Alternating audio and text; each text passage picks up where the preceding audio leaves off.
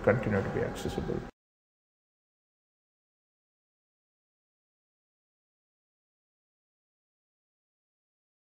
First one is corruption. Corruption is not an issue that can be solved by any one individual. Corruption is a systemic epidemic. You know, it's spread like cancer all over our system, and it's also not something each individual can fix. But we have to see how our systems and processes can be improved or streamlined, which reduces the incentive and the mechanisms of corruption. So I look at any problem from a systemic perspective, because I'm here today, I may not be here tomorrow.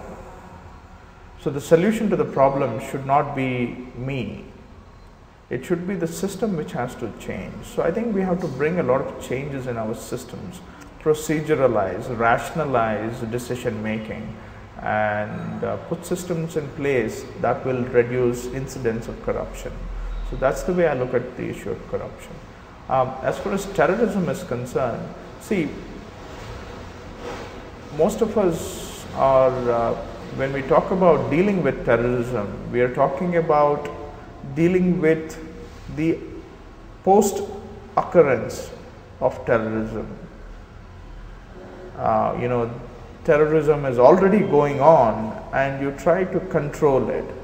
So this controlling thing may not really work in the long term. So you have to go to the root of it. What is the root of it? The intolerance that is leading to extreme behavior, fundamentalist behavior on all religions. There is no today there is no exception to fundamentalism. All religions are prone to religious fundamentalism, and that's the cause of terrorism as we see it. So the only way is to really bring about tolerance in our society, respect for each other, respect for each other's beliefs, and despite our varying identities, we have to learn to live together as Indians. So that is the tolerance. Somewhere we have to promote that tolerance. If you notice, before 92, when Babri Masjid was demolished, before that there were not that many incidents of terrorism. So it is all post 92. So somewhere this act of intolerance causes more and more incidents of terrorism. So the solution is to promote tolerance, to live as brothers and sisters, as Indians.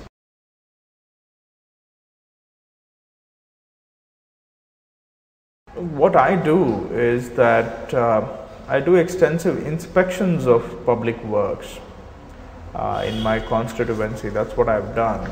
So that immediately, the fact that you actually go to the work site to randomly to look at works immediately improves the delivery mechanism, because there is somebody who is going to do the checking. So I think we have to institutionalize that, and perhaps that is one solution we can work out, wherein we inspect public works and bring about a bit more accountability in the system. So accountability is the only solution. Accountability not just from me as a representative. I think that we need to have more of citizens groups also getting involved. That will promote accountability.